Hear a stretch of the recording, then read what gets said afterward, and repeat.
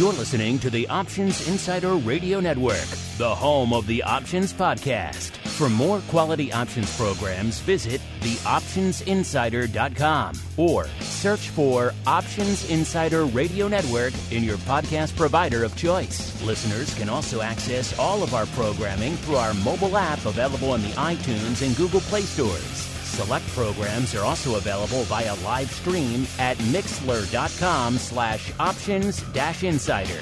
That's MIXLR.com/options-insider. Don't forget to follow along with your favorite programs and submit your own questions for the hosts at twitter.com/options, stocktwits.com/options, facebook.com/theoptionsinsider, or via questions at theoptionsinsider.com.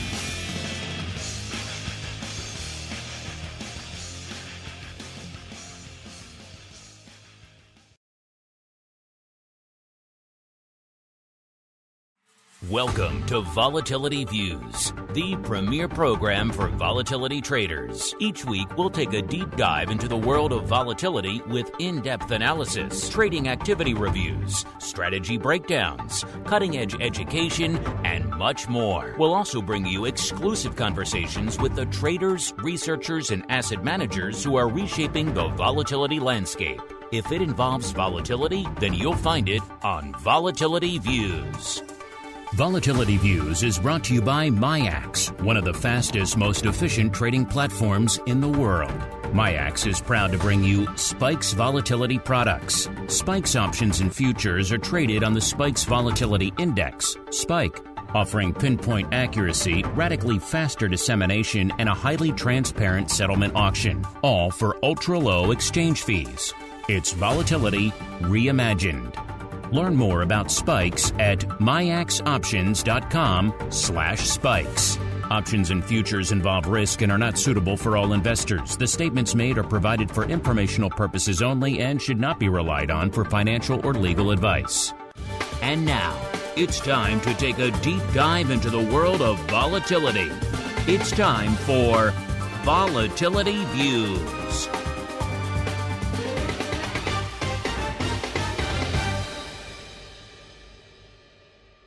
All right, everybody. That music means it is Friday. It is noon Central. It is 1 p.m. Eastern. It is time once again for Volatility Views, the premier program for volatility traders. My name is Mark Longo from theoptionsinsider.com, as well as, of course, from the ever exciting, at least we tend to think so, we're not biased at all, Options Insider Radio Network, course available on just about every platform under the sun for the on-demand folks. If you want to go above and beyond, join us live. You know where to go, theoptionsinsider.com/secret club. Remember, it's just a secret, just you and me, just talking here. Don't tell anybody else. And of course, however you listen, live after the fact, hit us up, questions, comments, insights, pearls of wisdom. We do love to hear from all of you guys and gals out there. And let's see who we're hearing from on the program today. First, let's go out to the Southern volatility mecca known as Austin, where we are joined once again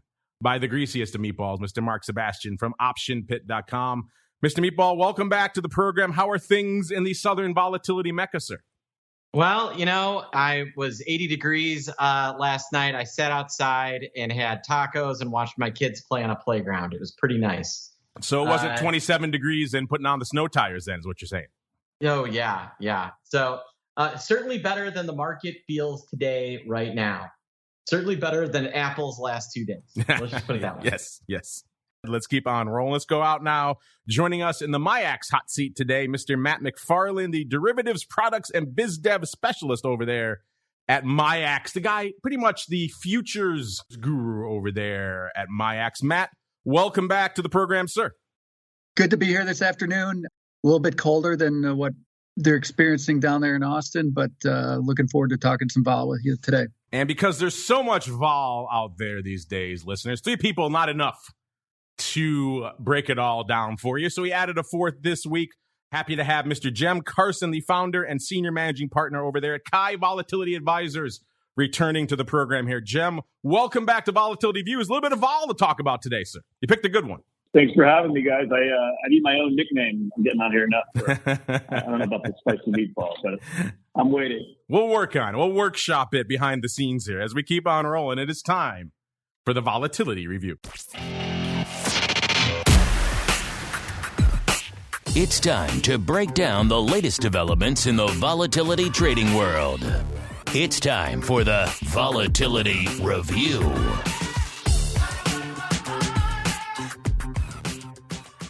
All right, everybody, welcome to the Volatility Review, the portion of the show where we do just that. We break down the week that was and indeed still is. From a vol trading and trending analysis and unusual activity, all sorts of fun perspectives. And as I mentioned there in the intro, a little bit more vol to talk about today.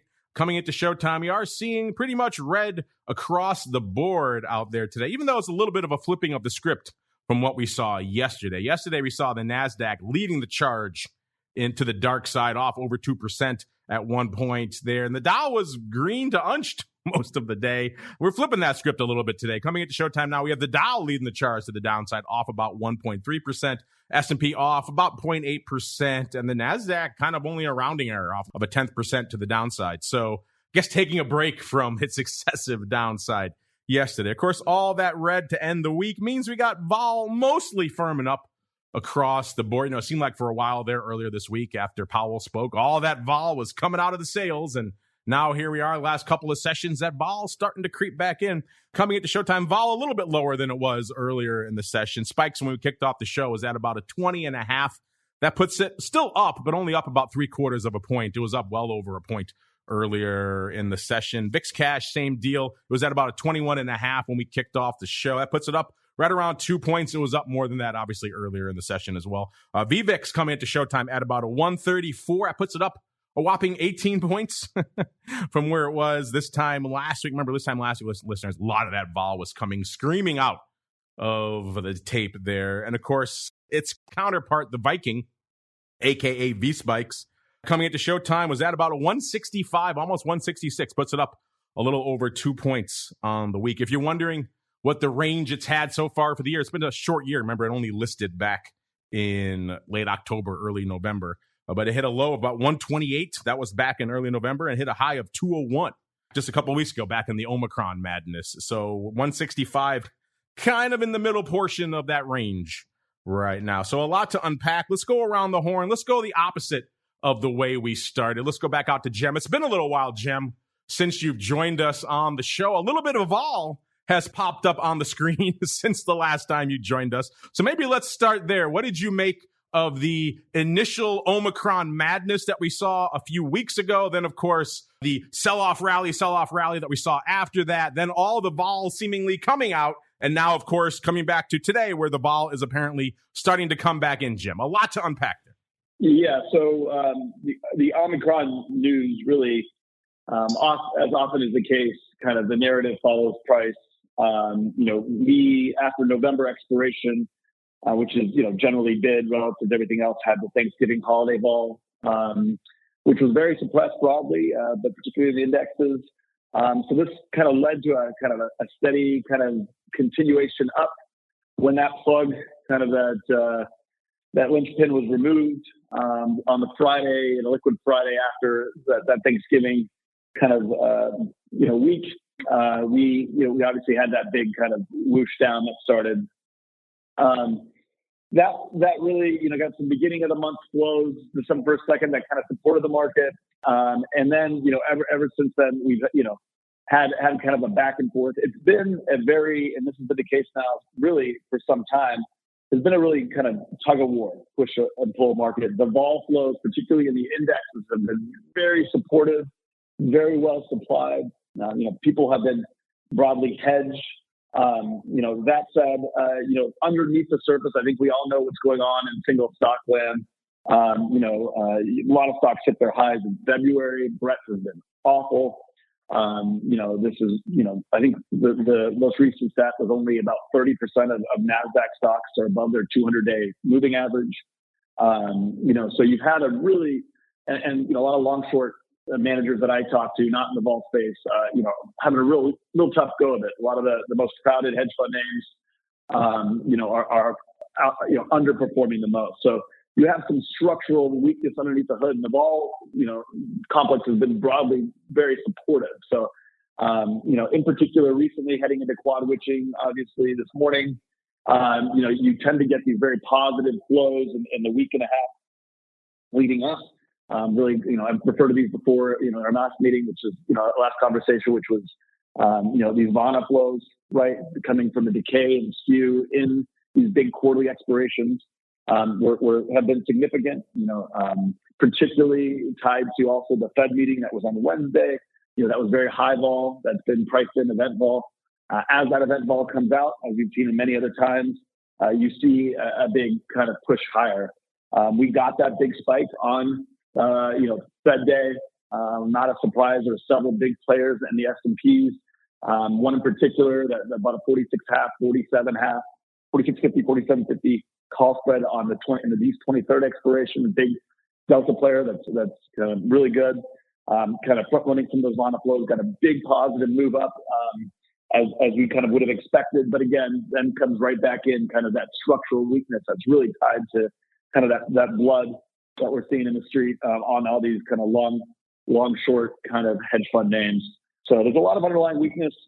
There is structural where vol is less supportive, in the NASDAQ on the downside, and where there are less of these Vana flows, structural flows. You're seeing not a surprise kind of dispersion, way worse performance in those names relative to the indexes. And I think that's something that continues here for some time going forward. So lots to unpack there, but that's kind of what's been going on under the hood. Let me take it back really quickly to that day when it all popped off. Of course, November 26th, it's a thin day, Black Friday, so weird things can happen on days like that. But we saw this kind of first leg of this Omicron sell-off. Most of the major indices are off over 2%. Vol is popping across the board. Now, historically speaking, throughout most of the pandemic, when we got these vol pops outside of maybe March of 2020, they were pretty short-lived, and you had upside calls and things. You had to dump them pretty quick. We always joke here on the show, usually within a few hours, if not minutes. We saw something a little bit different with this sell-off, where the vol remained for the better part of that next week, as we saw that, next legs of the sell-offs and then rallies and sell-offs again. So I'm curious, what was going through your mind? We saw this first sell-off on Friday and then the subsequent sell-offs later on this week. Were you thinking that maybe this Omicron was going to lead to maybe a new structural regime of volatility, or were you thinking this was mostly a short-lived phenomenon? In our view, it's very much part of this broader context of the push and pull, knowing that, those big quarterly Vana flows lie behind, and given how high that vol got, right? When you have these events when vol really pops, the hurdle for which the market needs to, continue to the downside in order to avoid kind of the vol decay in this kind of fixed strike world, the hurdle gets so much higher. So,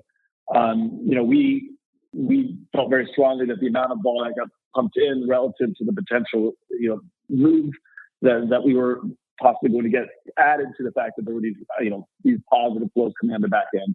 The other side of that tug of war, was likely to lead to a bigger move up. And eventually we did get that.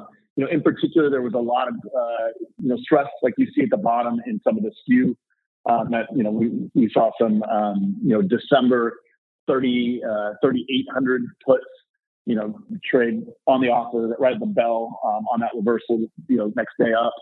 There were a couple of kind of margin kind of taps on the shoulder, which we haven't seen in a while, that really led to some really high Skew. It was really a Skew event more than it was a vol event there towards the end, and that's usually a very good sign that you're at a reversal.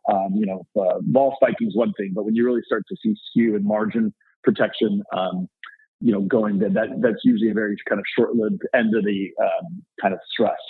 So that's what we saw, and sure enough, we got a reversal. But again, like I mentioned, there's a bigger structural tug of war going on behind the scenes. Yes, many tug of wars to be discussed here on the show. We could probably do a whole show on just all the charm and Vana flows going on out there, but we have to keep rolling. Let's go back out now to the MIAX hot seat, Mr. Matt. A lot popping off. Every time you join us here on the show, you've got some new updates in terms of what's going on over there in the land of the futures, and indeed all the things you guys are working on over there at MIAX. So if you have that, have at it. And also, what's catching your eye out there from an overall vol perspective these days, Mr. Matt? Yeah, thanks, Mark. This is the time of year when you kind of look back over the course of the year and take a broader view.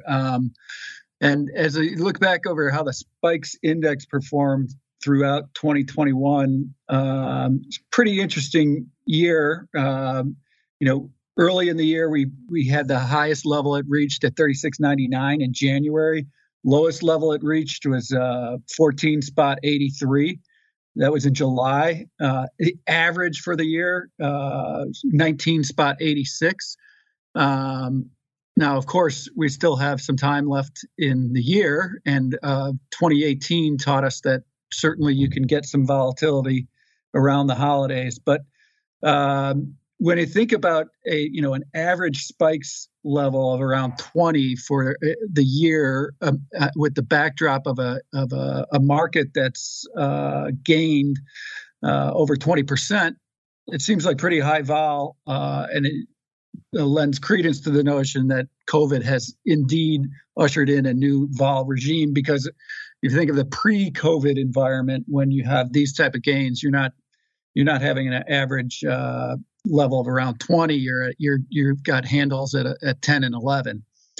But I think it's been an interesting year in terms of you kind of had bookend volatility events. That when we reached that high in Spikes back in January at about 37, and then this most recent volatility that we had earlier this month, where Spikes got up to about 36. I think the key difference between those two events was the speed with which the reverted to the mean. So back in January, it took till about mid-March before you saw a Spikes print below 20. This time around, you saw a Spikes print under 20 within a week.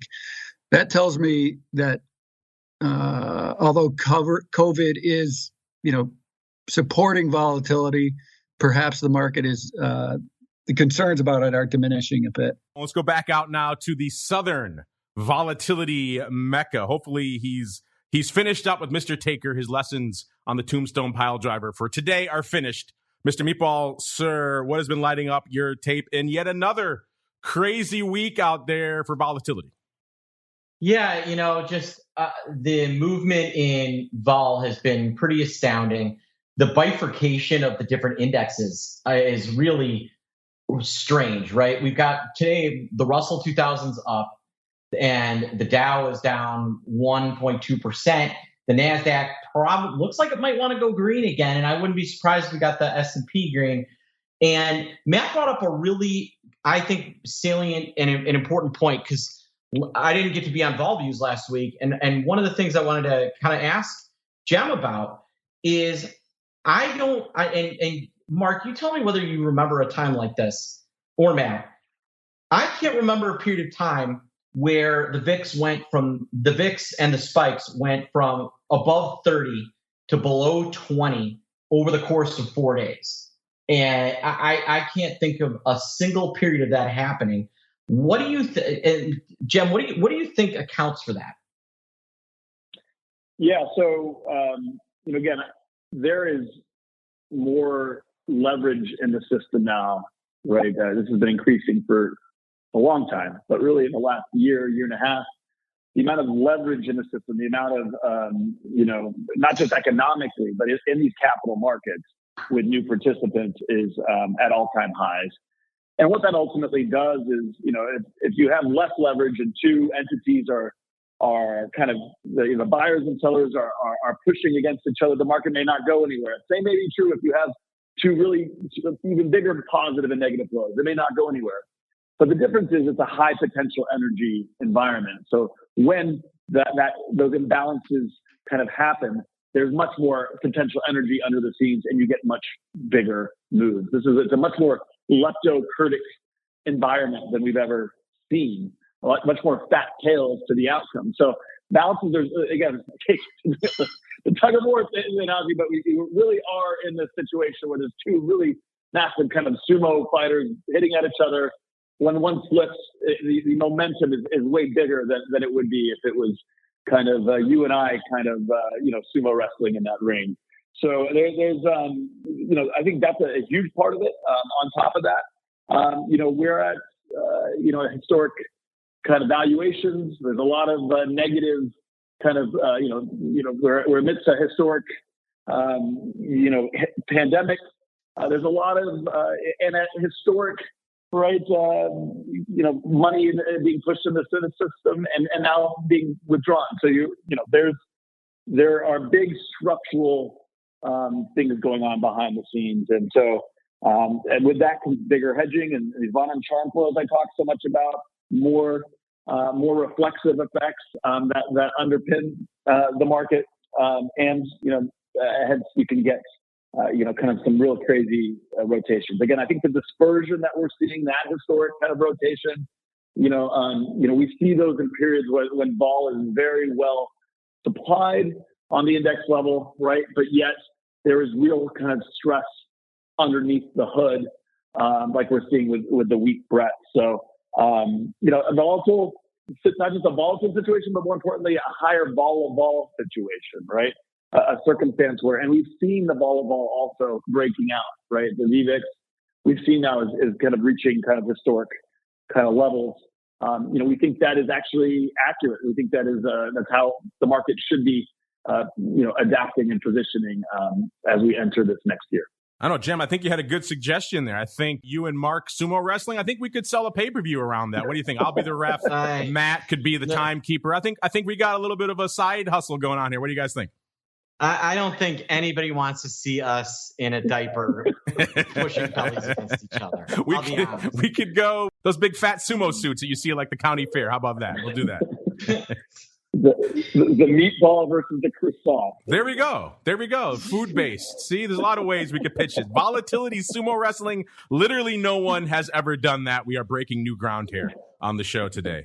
I like that. All right, before we dive deeper into silliness, let's keep on rolling here. Let's go out to the land Matt was just talking about here out there, the volatility futures, aka that vol surface where so many of the answers to all of our vol questions are lurking. If we can just find them through all the noise out there. Coming into showtime, obviously the futures were a little bit up compared to where they were this time last week. Well, not a ton, and obviously since the show has kicked off, they've come in a little bit even since then. Kicking off the show, that DEES future was up a little over a point, about 1.3 points from this time last week, and the Jan future up about exactly a point from this time last week. So that front portion of the curve remains a little bit juicy, a little bit frothy, but perhaps not quite as bid as you might have thought. Let's go back out to Mr. Matt. He is the major domo of all things futures over there at MIAX. Mr. Matt, what are your thoughts on what you're seeing over there from a vol futures perspective, as well as what you guys are up to from an overall volume perspective over there at MIAX these days? Yeah, thanks, Mark.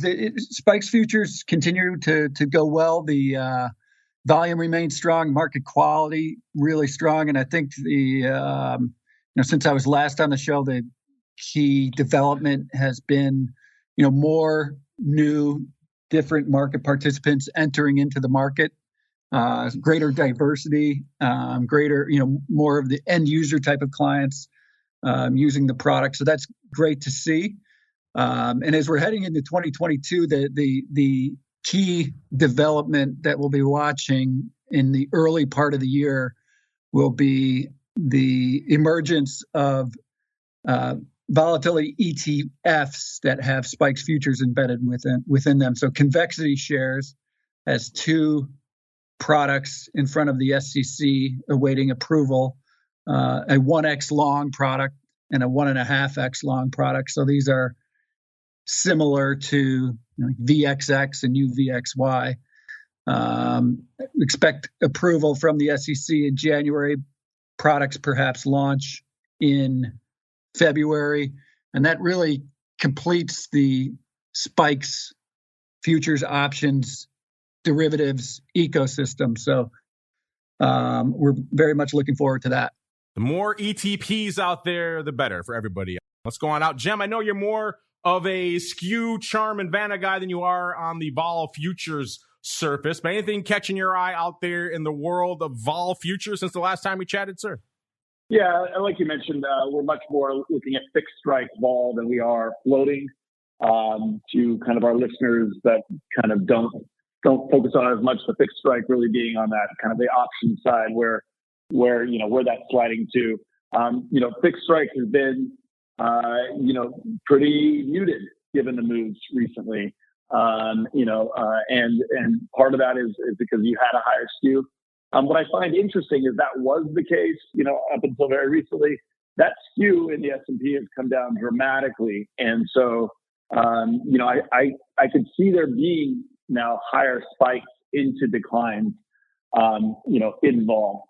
So, from here, it becomes harder to do things like put spreads and whatnot with skew flatter in the options, which is likely to have a bigger effect on the VIX futures into decline. So, and you could have a reversion of that skew really increasing some of that, convexity to vol performance on the downside from here if we get declines from here. Mr. Meatball, same question for you, sir. I think catching your eye out there in the volatility term structure these days. Yeah, we have been holding the term structure has been holding contango pretty well. We briefly got into backwardation last a week ago, 2 Fridays ago, but it's been pretty much, despite the up and down moves, it's been a pretty stable 21-ish around the VIX between 19 and 21. And the vol futures, which are December's now heading into expiration, I'm really interested in how we expire and what happens for the next couple of days, because a December 22nd expiry, we have 1 day of trading and then we have the holidays start. And I'm really interested to see how that plays out with everything going on in these markets, and whether they're just going to absolutely spike the spikes and the VIX lower early next week, especially if we manage to get green today. It could be a VIX. We could see vol have a complete bloodbath over the next couple of days if the S&P can get into positive territory today. And we're talking, the NASDAQ just went from down 100 to up 30 over the course of 5 minutes. That's what Vol Views is for. We're here for turn vol, if nothing else here on the show. Let's go on out now to the world of vol options. Let's start in Spikes land, because there was some action since the last time we chatted here, listeners. A little bit of adjusting over there coming into today's show. We're seeing some different strikes lighting things up out there in Spikes. Still going out next week, mostly December. We got number 5. Let's just do a top 5 really quickly. We got the D's 20 puts, number 5. Number 4, the D's 18 puts. So once again, that a little bit of put action, followed by the D's 21 puts. So not quite just the call vertical versus puts the way it used to be. Now we have 3 puts, followed by the D's 24 calls for number 2, and taking the top spot out there in Spikes options right now, the D's 30s. So a little bit of a smorgasbord out there. Mr. Matt, I know you're not watching the futures. You're watching Spikes options, sir. What's catching your eye? And can you break down this trade that went up on Monday for us? Yeah, it was a decent-sized trade. In total, it was 6,800 contracts. And a portion of the trade was closing a position that was put on back in November, and another portion of the trade was initiating a new position, and the new position is essentially a December 2130 call spread versus buying the December 2130 call spread versus buying the December 18 put, and there was done as a package. For a debit of $1.49. So essentially that position that's left heading into D's expiration is in the money if Spikes settles below 16.5 or above 22.5, which, and as you mentioned already, we're kind of right in the middle of that. So we'll see what happens over the next few days heading into expiration.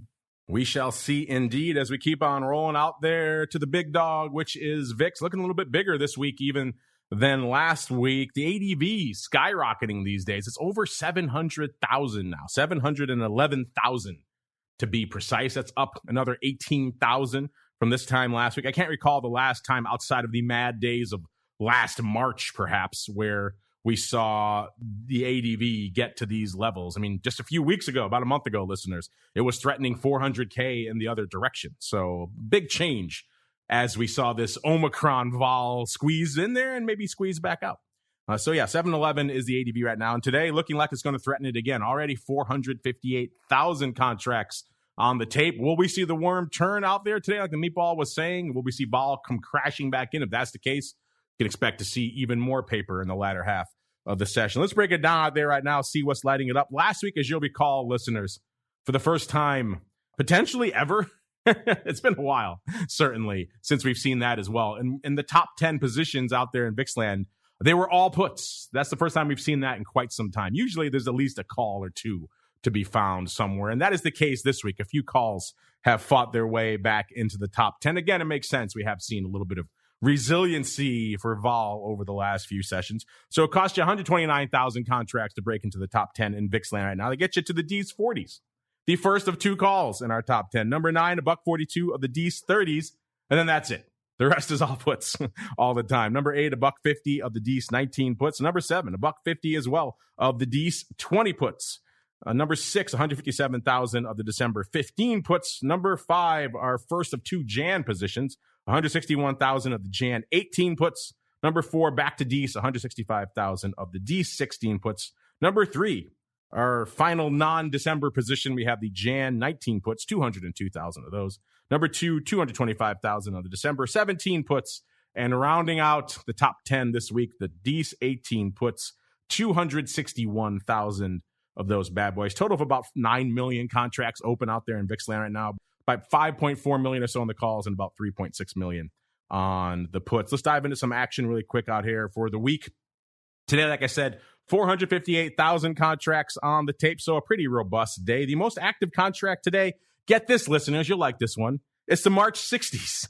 Of course, that was everyone's first assumption, was it not? 57, almost 58,000 of those already on the tape as of a few minutes ago. Listen, number 2, 28,000 of the D's 20s. Number 3, 26,000 of the D's 30s. Number 4, back to March, the March 30s, 26,000 of those.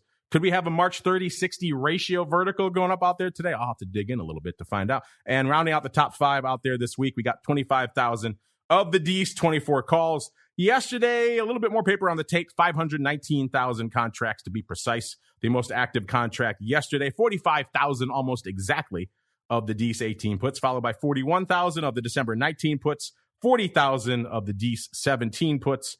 Number 4, we have the Jan 25 calls. So there were some calls to be found yesterday, 20,000 of those. And rounding out the top 5 yesterday, we had the D's 20 puts, 15, almost 16,000 of those. Wednesday was the most active day of the week, at least so far, but today's on pace probably to beat it. Wednesday, 627,000 contracts on the tape. 69, almost 70,000 of the D's 18 puts taking the top spot on Wednesday, followed by number 2, 48,000 of the December 20 puts. Number 3, 48,000 as well of the December 19 puts. Number 4, 45,000 of the D's 20 calls. And rounding out the top 5 on Wednesday, 31,000 of the December 17 puts. Tuesday, also pretty active. Really only one day this week that didn't do a lot of paper. Tuesday, 587,000 contracts on the tape. Number 1 on Tuesday, 79,000 of the December 18 puts, followed by number 2, 78,000 of the D's 19 puts, maybe some roll actions and verticals going up there. Number 3, 42,000 of the D's 21 puts. Number 4, about 40,000 of the December 20 puts. And rounding out the top 5 on Tuesday, 29,000 of December 25 calls. Typically, most days, except for looks like Monday, we have one call at least fighting its way into the top 5 every day. Monday was the light day of the week, only 387,000 contracts. We've already surpassed that today. The most active contract on Monday, 36,000 of the December 17 puts. Number 2, about 31,000 of the D16 puts. Number 3, 27,000 of December 20 puts. Number 4, 23,000 of December 18 puts. And Monday, again, being the only day where it was all puts all the time. Number 5, 17,500 of the Jan 25 puts. Mr. Meatball, any of these crazy positions lighting it up out here on your radar this week in VIX options? And also, how many of these March 30 60s did you buy today, sir? Well, that was not me. You know what was really fascinating is, and you hit this when you're going through stuff, on the 14th, which I believe was Tuesday, which was the day before the Fed, market get absolutely ugly. and we have puts outpacing calls 1.2 to 1. There's not a lot of appetite for upside volatility in VIX itself. I think they're actually heading straight into the indexes rather than using the VIX to hedge off that volatility. That's partially because implied vol's high, partially because VIX already in the 20s. But it was definitely interesting that we saw the ratio of puts to calls the way it is. And yeah, I mean, we're the VIX is over 23, and you've got 70,000 of the 18s and 19 puts trading. We've got a lot of traders setting up for vol to fall, and I don't know if this is possible. We talked about this. Can we get a downside gamma squeeze in VIX if it starts to fall and we start hitting some of these heavy strikes, or is it because of the nature of it being tied to futures that you don't get the same kind of push lower? Kind of interested in whether something like that can happen. I think we've seen it maybe once, but that's really what's kind of blown me away. Mr. Jim, I know you don't watch the VIX options too closely, but if anything caught your eye this week, have at it. And then B, what about this thought of a downside gamma squeeze in VIX, sir? What are your thoughts?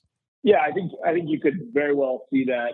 We do pay attention to the VIX options, not actively trade them, but obviously in their connection to the S&P vol complex, we definitely take a look. Our view is kind of broadly, as Mark mentioned, that kind of the vol is priced accurately at this point. There's less upside from here. Broadly, though, vol is high. Important to talk about, the seasonality here, right? I think you have that big JP Morgan trade on the S&P side coming in at the end of the quarter, which everybody's kind of stopped talking about. But vol is about to be very well supplied in 2 weeks in index land. You pair that with an already kind of higher broad volatility level going in to end of the year. I think the other flows that we don't talk so much about in here, which aren't vol specific, but there's $500 trillion of long assets in the world, and it's up from 420 just a year ago. So there's about $80 trillion coming into the in the market this year. A good chunk of that's likely to get allocated Jan 1st, right? So there is structural support in this market from that into the end of the year. That's a lot of what drives this kind of January effect. Those things are vol dampening, given how high vol is during this period. There's a reason in that late 2018 swoon that that last week of the Santa Claus rally still happened when vol's high. That Santa Claus rally tends to be even stronger, and that January effect tends to be even stronger. So I think vol is a big part of that feedback loop. That is seasonality. People don't really understand that outside the vol space, but again, to hit on my hobby horse fun and charm, like there is a lot of potential energy in the system for a move higher. I do think vol is likely to get more compressed here as we get into the end of the year, and there are structural flows that make that likely. So I think again there's some pain out there, but it's likely to resolve higher in the short term, into the next several weeks. Should be interesting to watch those flows there in the beginning of January. You're right. I had a chance while you're talking to go dig up this March vertical here in VIX land, and didn't go up as a spread, so that is interesting. And looks like it did go up 13,000 of the 30s, and then at 1042 and earlier, the 60s actually went up all as one chunk about 15 minutes earlier, and those went up late, and then another 13 or so thousand of the 30s went up about, looks like almost 2 hours later. So weird execution. Obviously, it wasn't done as a straight up ratio type vertical. It is strange that both of those strikes would be trading so close to each other in terms of time, but weird stuff abounds out there in VIX land. That's why we like to talk about it as we keep on rolling. Speaking of weird stuff, a lot of weird stuff afoot also in the world of the ever melting VIX ETPs, perhaps not as melty this week as in previous weeks. In fact, as of right now, VXX is at about 21.5. That only puts it up about half a point from this time last week. It was up obviously much more earlier in the session. Today, a pretty robust day, about 233,000 contracts on the tape. We're also seeing this volume effect in the ETPs as well. ADV ticking up in VXX quite a bit since our last show as well. It's up to about 317,000. Now it's up to another 11,000 from this time last week. So VXX putting up some numbers these days. Let's look really quickly what the size positions are out there. Quick top 10. Number 10, 18,000 of the, there's still one pre-split adjusted VXX position out there. And of course, if the erosion continues the way it has outside of this past week or so, we may be talking about reverse splits again sometime in the near future. But right now, the VXX1, the Jan 12 puts are still there at number 10, 18,000 of those, followed by number 9, 18,000 of the Jan 20 puts. Number 8, by the way, there's only 2 calls in the top 10 right now in VXX. One of them is number 8, the D60 calls, 19, almost 20,000 of those, followed by number 7, 20,500, the D18 puts. Number 6, about 21,000 of the Jan 21 puts. Number 5, 22,000 of the D's 21 puts. Number 4, 29,000 of the Jan 22 puts. Number 3, 32K of the D's 19 puts. Number 2, our second and final call in the top 10, 38,000 of the D's 30s. And rounding out the top 10 in VXX land right now, 47,500 of the D's 20 puts. Again, the way we're looking today, those are looking pretty good. But if you short a ton of them, which I'm guessing they're not, because it's VXX, people are load up these things to high heaven. So I'm trying to spin it to a positive. We'll see. If this vol erosion continues, we could potentially threaten a 20 handle today. It would be quite a bit, but we've seen crazier things out there. Let's see what's crazy out there today from an action perspective. Not a ton of paper lighting up the tape today. The biggest, most active contract today are the D's 22 puts, about 11,000 of those, followed by 8,500 of the D's 21 halves. All this is going out today, by the way, listeners.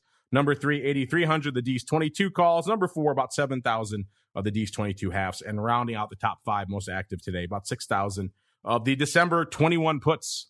Mr. Meatball, it's been an interesting time to watch these ever-eroding ETPs. What's been lighting up your tape and the tapes of your crazies in Pitland these days, sir, in VXX? Yeah, I mean, for everything, for all the vol that we've had over the last week, all right, and this is really the amazing thing. So for all the vol that we've had since the beginning of, let's say, starting on the 24th of December or of November, for all the vol that we've had on the 24th of December or of November, VXX opened 2140, closed 20 and a 2055. Right now, it's trading 2144. You have not made a stinking dollar being long this thing, and there's a reason, because of VIX term structure. If you want to trade these, trade them intraday, trade them for quick pops. If you try and buy and hold some of this stuff, you are going to get your you-know-what handed to you, and you're just going to spin your wheels. And as bad as VXX is, when we look at UVXY, it's even worse. It closed on the 24th. It opened 1636, closed 1541. It's currently 1548. You went absolutely nowhere. Even if you bought end of day, right before we had this huge vol event, you made nothing being long UVXY unless you traded it. You can trade these. You cannot hold them. Say it one more time. Yes, if they've listened to the show long enough, they should have that message beat into their skulls by now. If not, just listening to the numbers on these names every week should remind them of that. But c'est la vie, since you mentioned UVXY, let's get to that as well. Then we'll get to some of you crazies, bring you on the show, see what you guys have to say about all this mad vol we have popping off out there. UVXY pretty much giving up the ghost as we've been talking here on the show. It was up more early in the session. As we're talking now, it's almost unched on the week. It's up slightly, up about 0.2 of a point. So 15.5 right now. So again, speaks to what Mark was just saying. And the upside in these names usually pretty short-lived. And when it's going, you gotta get out of Dodge. Hence, still my regret over not closing out the short leg of my UVXY put fly from a few weeks ago. But I digress. Let's go out here now to what's lighting it up out there in the UVXY options. Smaller beast out there, obviously. By the way, a pretty active day today, about 191,000 contracts on the tape. The ADV also looking firmer up to 213,000 contracts. It's up about 13,000 from this time last year. That's a pretty hefty number for UVXY. Let's do a quick top 5 out here. Number 5, we've got the Jan 1s. These are still pre-split adjusted. So, yeah, they're holding on to these. By the time we get to that expiration, we may have to reverse split again. UVXY usually around the 10 handles when they start talking about that, listeners. So we are not that far away. Remember, it reverse split to 40. 4-0. Not too long ago, listeners. So insane times we are living in. Number 4, 8,800 of the Jan 75s. So talking about the complete polar other side of the spectrum, the 1 puts to the 75 calls. Number 3, 11,500 of the D18s. Number 2, 12,500 of the D70s, excuse me. And rounding out the top 5 this week, about 13,000 of the D15 puts. It may surprise you that there is some upside in there, but as we've seen in the past, usually people have been harvesting on those levels and getting surprisingly decent levels to do so. So I cannot fault them for doing that. We first noticed that back in September. It seemed like a popular trade, and it has persisted throughout the rest of the year. In terms of the most active trades lighting it up today it's the D16 puts, which are now in the money. They were out of the money right when we started the show. Now in the money puts, about 13,000 of those. Number 2, about 12,000 of the D16 calls. Number 3, about 12,000 as well of the Ds expiring next week, the 23rd. 17 calls. Number 4, about 10,000 of the Ds expiring this week, 17 calls. So a lot of action on the 17 strike this week. And number 5, here we got 9,300 of the December 18s all going out today. Not a ton lighting it up on the single name earnings front this week. We had some names popping off this week. Rivian for the first time. We had FedEx and Adobe yesterday. We had Lennar on Wednesday. Mr. Meatball, your favorite, Darden Restaurants. You want to talk some breadstick vol? Now's your chance, sir. Oh, yeah. Darden Restaurants, otherwise known as Expensive Chef Boyardee. Yeah. No, I did not trade around Darden. I got to be honest. How did you resist? I know you cannot resist slinging that breadstick ball, sir. Yeah. You know, I'm not going to go on my Olive Garden diatribe. I will just remind everybody that if I put bread in a toaster and butter it, you're going to think it's delicious. All bread is good. Wise words to live by. All bread is good, except for you folks out there on the Atkins. That is heresy to you. As we keep on rolling right on into the volatility voicemail. It's time to share your thoughts and opinions with your fellow volatility traders. It's time to check the volatility voicemail. Make your voice heard by dialing 779-669-4VOL. Posting a comment on the optionsinsider.com, sending an email to questions@theoptionsinsider.com, or posting your questions to twitter.com/options or facebook.com/theoptionsinsider.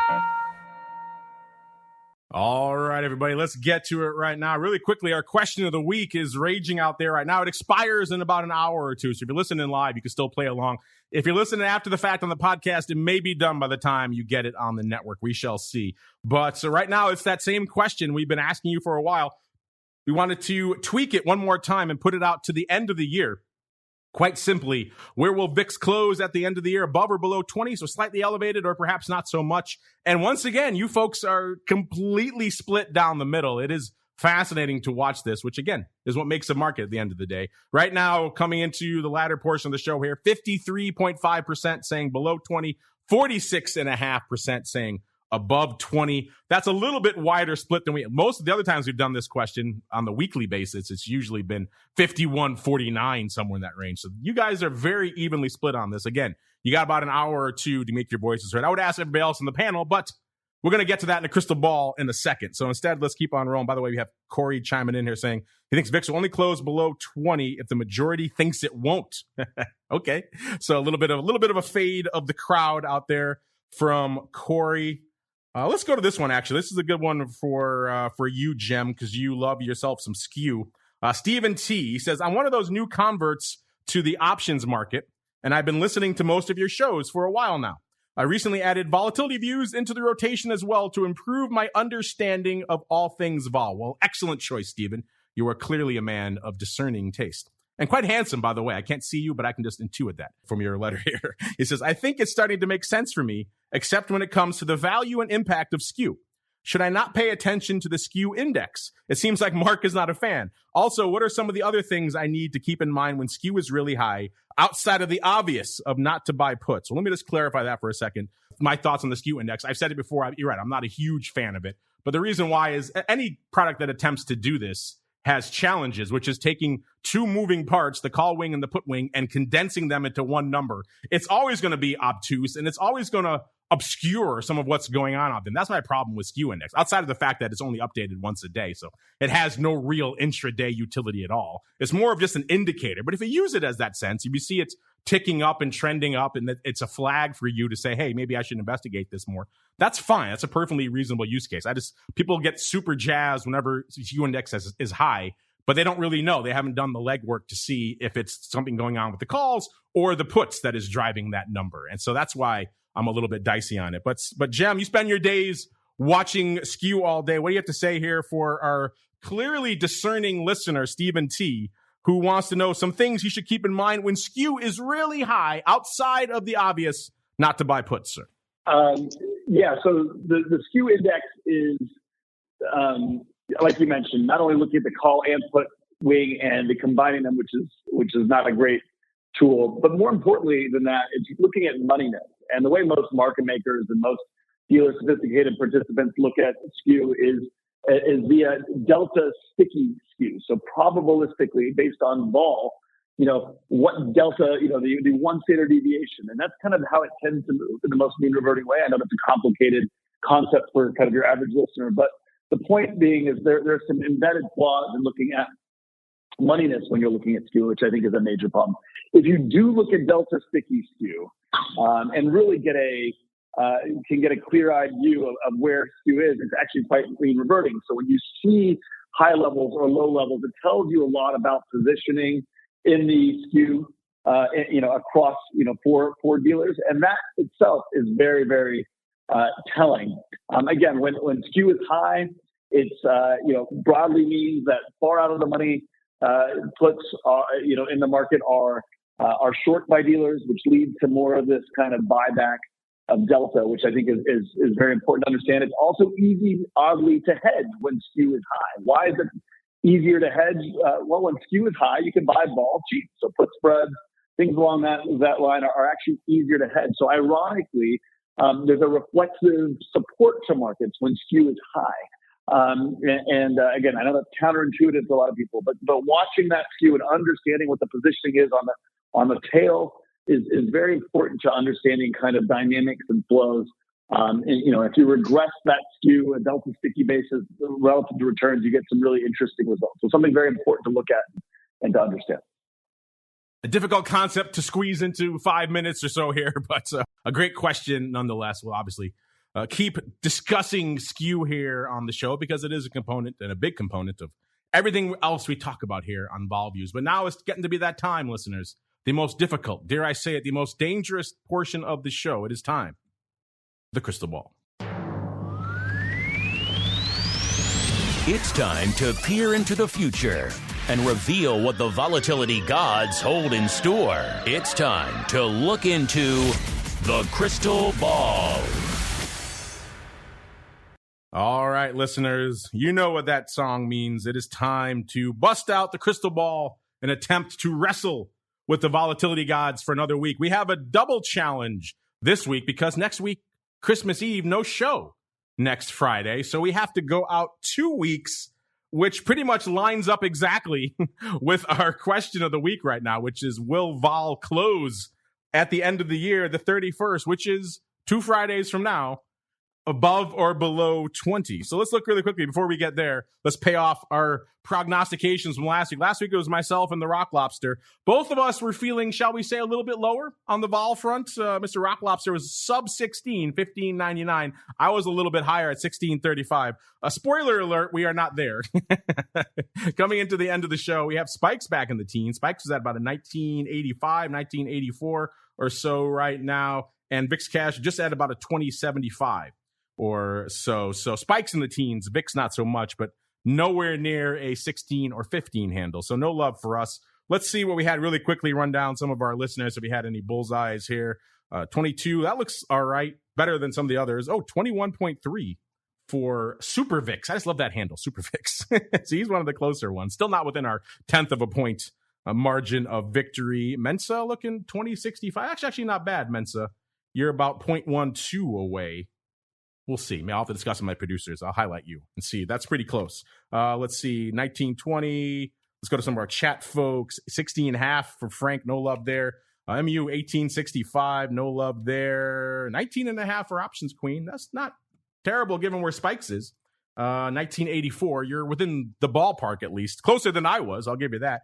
And Louis, 17.25 for Luigi. No joy there. A bunch of other prognostications in the teens. I don't see anybody with a really 19 or a 20 handle here. So looks like it was a challenging week for all of us. So that means no winner this week. So we spin it ahead to 2 weeks from now. Let's go around the horn. Let's start with Mr. Matt. Sir, you got a double dose here.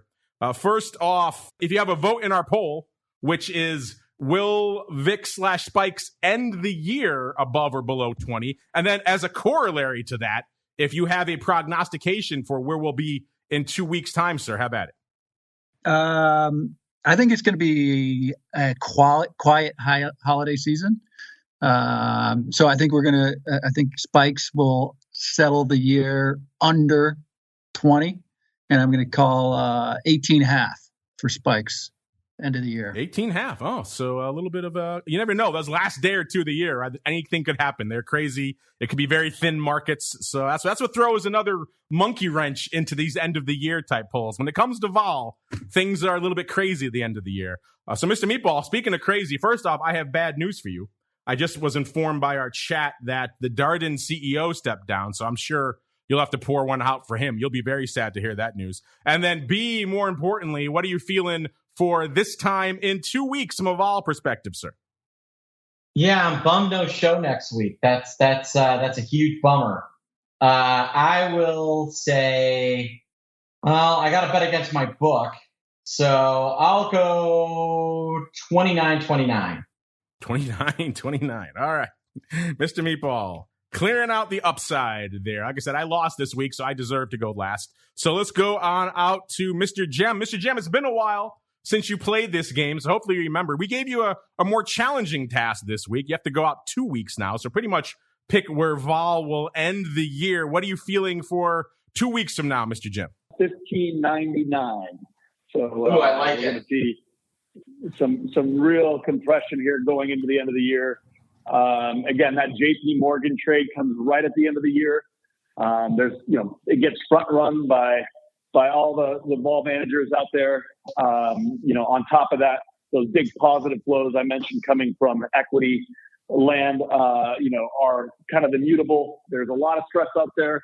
But this potential energy of vol being higher also is likely to, give us a little Santa Claus rally. So, on the low end.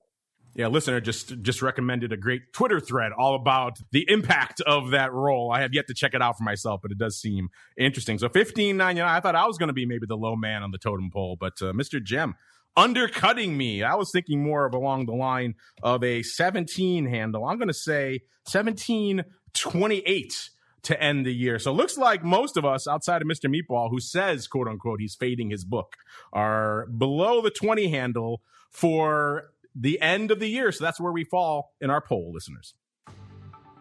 All right. That music means an hour flies by when you're talking vol. Mr. Jem, glad to have you back on the show with us today. But before we go, if folks want to check out what you have up your sleeves and maybe learn more about Kai Volatility Advisors, where should they go? What should they do? Yeah, thanks. Check out my Twitter feed, jam_croissant. Play on my name, and then our website, kaivolatility.com.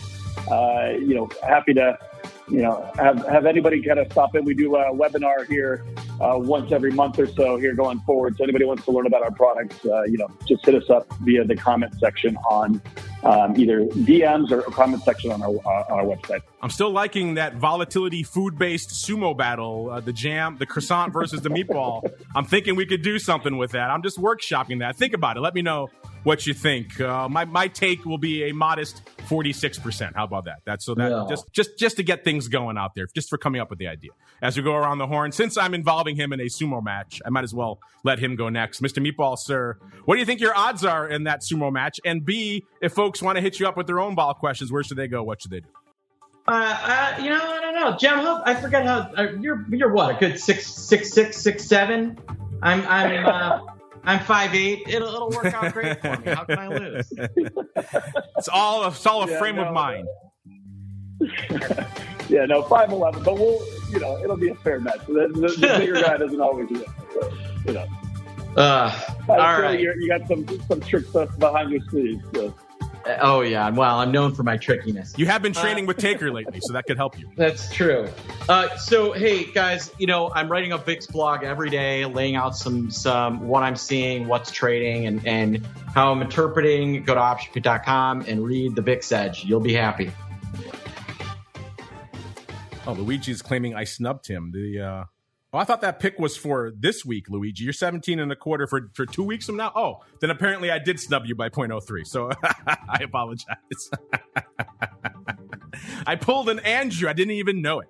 All right. And you know where to go to find out more about all things spikes. MIAXoptions.com/spikes is the place to go to learn more. We got to get on out of here, but don't worry. If you listen in live, you want more in the old ear holes. We'll be back in a little less than an hour now to break down the crazy week of unusual activity. Probably do some live trading too. It always manages to sneak in there on Options Oddities. If you want to learn more about that, you know where to go. theoptionsinsider.com/secret club. And we'll be back, of course, for most of our shows next week. No vol views on Friday, unfortunately. Don't blame me, blame the markets. And we're back again in 2 weeks to round out the year with another episode of Volatility Views.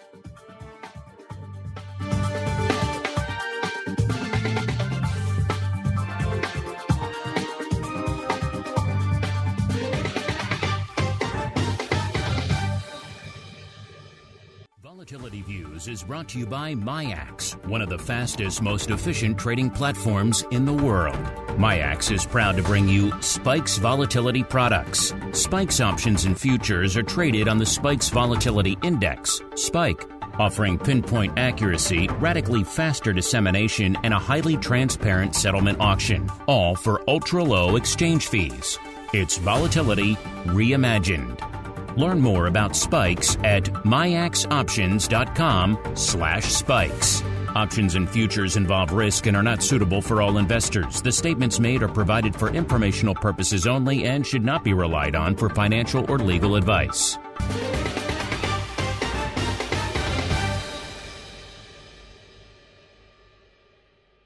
You're listening to the Options Insider Radio Network, the home of the Options Podcast. For more quality options programs, visit theoptionsinsider.com or search for Options Insider Radio Network in your podcast provider of choice. Listeners can also access all of our programming through our mobile app available in the iTunes and Google Play stores. Select programs are also available via live stream at mixlr.com/options-insider.